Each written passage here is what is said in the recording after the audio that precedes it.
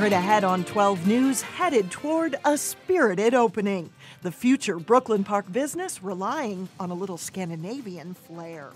Plus, a large hunger relief effort underway in Brooklyn Center. The end goal is to collect 132,000 pounds worth of food.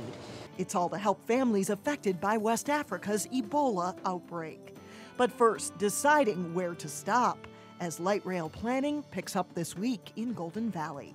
12 News starts right now.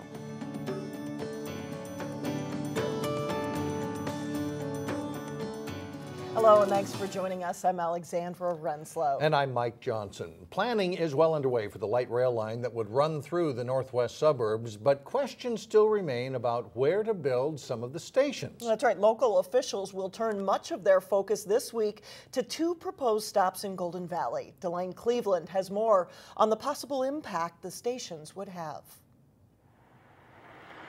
The area around Golden Valley Road near Theodore Wirth Parkway doesn't offer much in terms of a view other than a bridge and a set of train tracks. The LRT. But in this virtual tour of the Bodeno Transitway, that same area is depicted as a busy transportation hub for light rail. Would directly serve areas of Golden Valley to the west and areas of North Minneapolis to the east. However, that might not be Golden Valley's only light rail station. There's also talk about building a station on Plymouth Avenue right next to Theodore Wirth Parkway.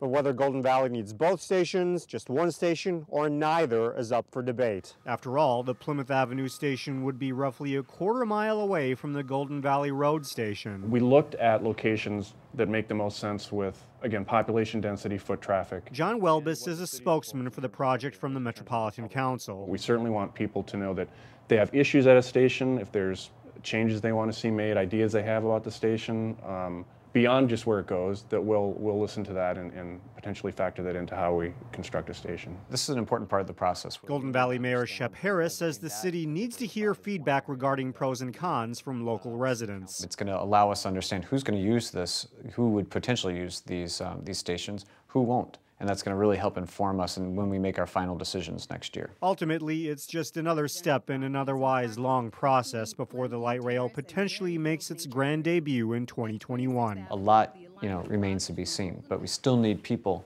to get involved and stay involved and continue to give us their input. In Golden Valley, Blaine Cleveland, 12 News. And you'll be able to give input on the two proposed stations at a public meeting in Golden Valley on Thursday. That meeting will take place at the Church of St. Margaret Mary from 6 to 7:30. There is more fuel to the effort by local cities to block North Dakota oil trains from moving through the Northwest Metro. A U.S. Department of Transportation report revealed by the Associated Press that predicts that we will see an average of 10 oil train derailments per year across the country over the next 2 decades. The projected damage cost is in the billions, and there's currently a proposal to connect rail tracks in Crystal to help meet shipping demands. An average of 50 oil trains from the Bakken oil fields of North Dakota pass through Minnesota each week. In Golden Valley, police report an uptick in residential burglaries in some neighborhoods. Since early January, there have been multiple break-ins, and police think the thieves are casing certain areas ahead of time to make sure no one is home. They are not sure if these burglaries are being done by the same group. Typically, the burglar will use an object. Sometimes it's a piece of wood, sometimes like a crowbar, something like that, to either smash a door, smash a window, get in. In one instance, they backed a vehicle right into the homeowner's garage. A home burglary is rare in Golden Valley, but does happen. If you see someone suspicious in your neighborhood, call the Golden Valley Police right away. A grim anniversary has come and gone, and authorities say there's still not enough information to find the driver who killed Rebecca Nelson. Nelson died 12 years ago after a vehicle hit her in the parking lot at the Maple Grove Community Center. She was on her way to attend her son's hockey game. Police say there were no witnesses and no security camera footage to offer any clues. Police say they are still doing interviews and still hope that they can close this case. I would hope that if somebody has some information, that they would come forward. This took place at a very public place and venue, and so I'm surprised that it's gone on this long without having a little more information than we have. The case has been turned over to a new detective with the hope that a new set of eyes might catch something that's been missed. At the state capitol, DFL lawmakers are behind a bill that aims to improve worker scheduling. The bill would allow employees to refuse shifts with less than 11 hours of rest between them.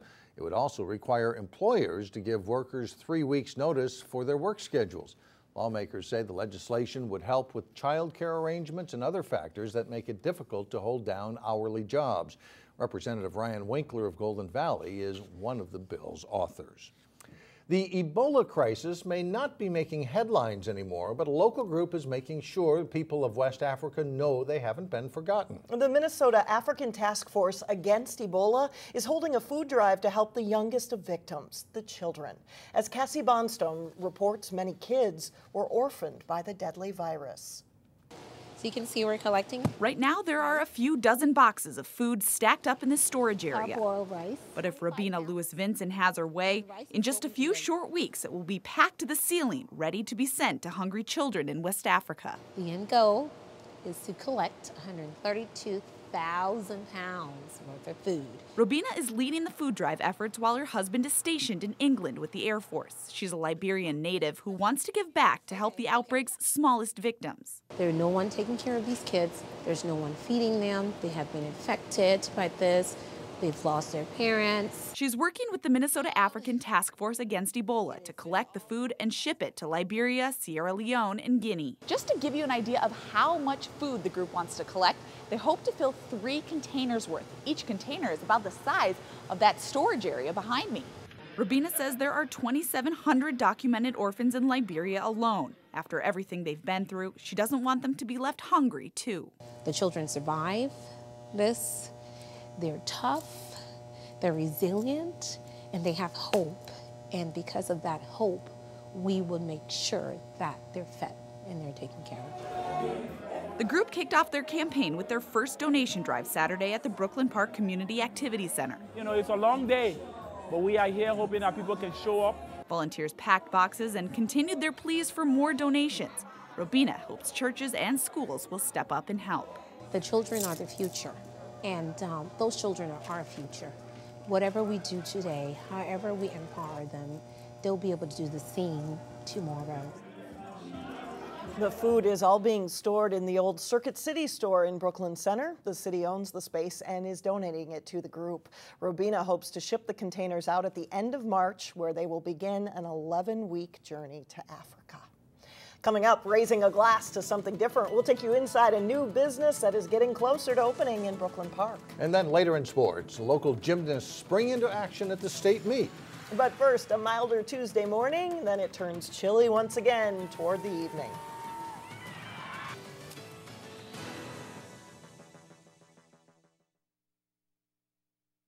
The city of Osseo is getting closer to selecting a new city logo. There are several designs under consideration. They include orange and black colors, a nod to the Osseo School District. The logo options also include a street lamp, an Oriole, and the water tower, which is the focus of a preservation effort. The city is still looking for public input. There will be an all-day open house this Thursday for members of the public to view the logo concepts and give feedback. City Council could approve a logo in late March.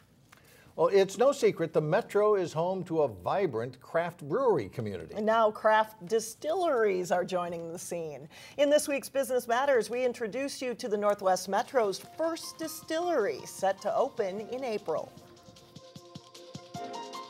This is about 160-gallon still. If the process of opening a distillery were a baseball game, Tyson and Mary Schnitker would be in the final inning. We just rounded third plate. We're running towards home. It's been a long game. 3 years after dreaming it, the couple is a few weeks away from opening Skaalvenn, a Brooklyn Park distillery where craft spirits will soon flow. First 2 things coming out of here is vodka and rum. 2 different products. With a nod to Tyson's Norwegian ancestry, Skaalvenn translates to a toast to friends. It's perfect because it's about being social and including friends and family and having a good time. Its Nordic logo with a mischievous Viking is designed to appeal to the home crowd once the craft spirits are distributed to local liquor stores and area bars. The goal was to create a brand, a fun image where someone glances at it and goes, hey, that's different. I think I want to try this. Scandinavian in spirit, this small startup operation represents the American dream. Starting with a shoestring budget that includes personal savings from Tyson's years in the Army and now Air Force National Guard, the couple hopes to build their business and eventually open a cocktail room on site. We want to create a good product. We want to have a good following. We want people to have fun when they're drinking our products. We want to have fun when people are learning about products. I can't wait to get people in here and show them how it's done. Very soon, this couple will be able to raise their first glass with the spirits of their labor. It's a fun brand. It reflects who we are, and we're excited to share that. Once open, Skaalvenn will produce vodka and rum for starters, but they will eventually expand to whiskey and aquavit, so stay tuned. Coming up, One Way Brooklyn Park hopes to get kids more physically active. At first in sports, 2 local boys hockey teams eliminated in section play. John Jacobson has highlights from a couple of tough defeats next. What a busy time of year for John and the entire sports department. And over the weekend, there was a hockey matchup that the local team wished had turned out a different way. Well, a couple of them, yeah. Very close. One-goal games and exciting games, but not if you're on the losing end, of course. Maple Grove edged Osseo 5-4 in an emotional win in the Section 5AA boys hockey quarterfinals that earned the Crimson a spot in Saturday's semifinals. Crimson facing top-seeded Blaine in the semis. Third meeting of the season between the Crimson and the Bengals. Highlights from this one, Maple Grove goalie Brady Goodman faced a lot of rubber all game. The junior makes 41 saves, keeping this one scoreless. Second period, the Crimson get on the board. Matt Vogel passes to Jack Kelly. He'll jam the puck into the Bengals net, and Maple Grove leads 1-0. That score holds up through the second and into the early part of the third period. But then Blaine breaks through. Riley Tufte's shot rolls off of Goodman and in. And the Bengals tie it with just over 10 minutes to play. Then about 4 minutes later, the Bengals are attacking again. Big scramble in front of the Crimson net, and Tufte knocks home the loose puck, and Blaine has a 2-1 lead. They make that lead stand up in the end. Goalie John Kalistad makes 26 saves for the Bengals. They win 2-1, and they'll face Centennial for the section title Thursday night.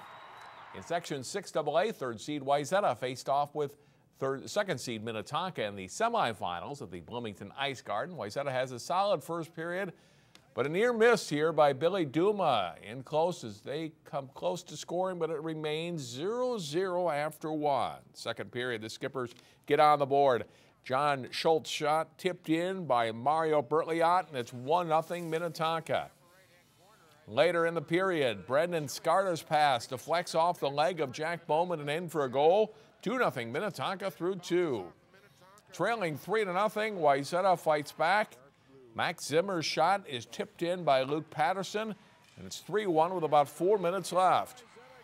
In the final minute of play, Zimmer will fire a shot home from the high slot to make it 3-2. But Minnetonka holds on to eliminate the Trojans. The Skippers face Eden Prairie for the 6AA title. Spots in the individual portion of the state wrestling tournament were on the line Saturday. In Section 5-3A finals at Osseo, it's Champlin Park's Dylan Drogemuller and White, 106-pound title match. Drogemuller gets a takedown. He wins 10-2 over Brett Wilson of Rogers. Maple Grove's Brad Ostachuk of the Crimson lifts Mike Matheson of Centennial and brings him to the mat. He'll get the takedown in their 132-pound final, and Ostachuk wins a tough match 5-1. Next match, Maple Grove's Theo G in a tough spot. He battles back, takes Sam McGinnity of Moundsview down. G wins 6-5 at 138. Another Crimson win at 145. Logan Dick avoids the headlock, gets the takedown.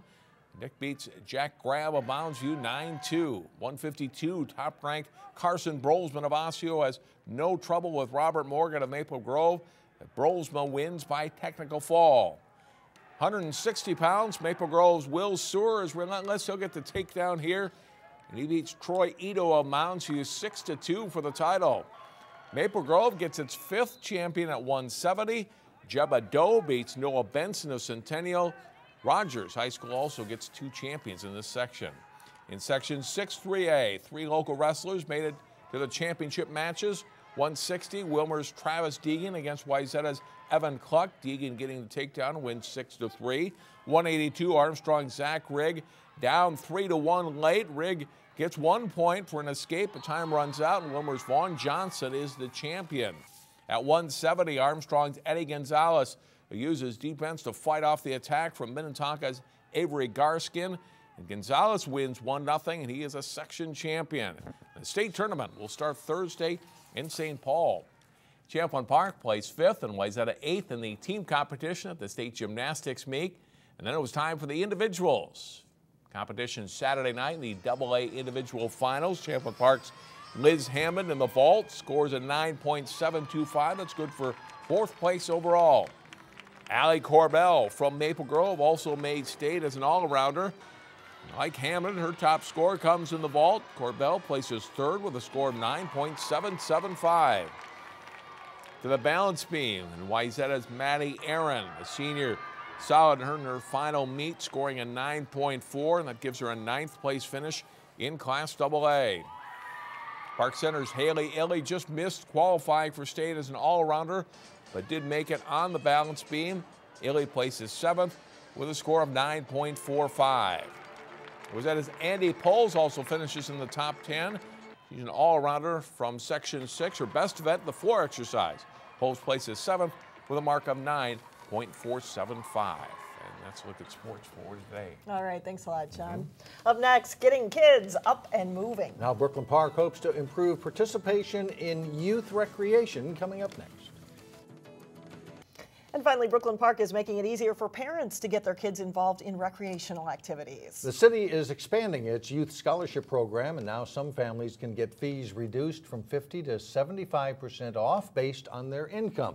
These activities, such as camps and youth sports, are year-round and especially popular in the summer.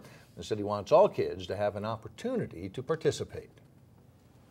Our goal is to increase the number of young people that are participating in our programming so that they can, be busy and active, physically active, be involved with children their other ages, the same age as them, and be in good quality programs. So.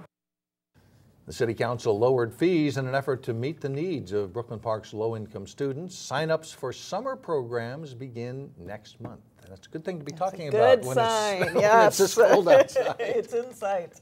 That does it for us. Thanks so much for joining us. Stay with us. Community Corner is coming up next. See you again tomorrow beginning at 4.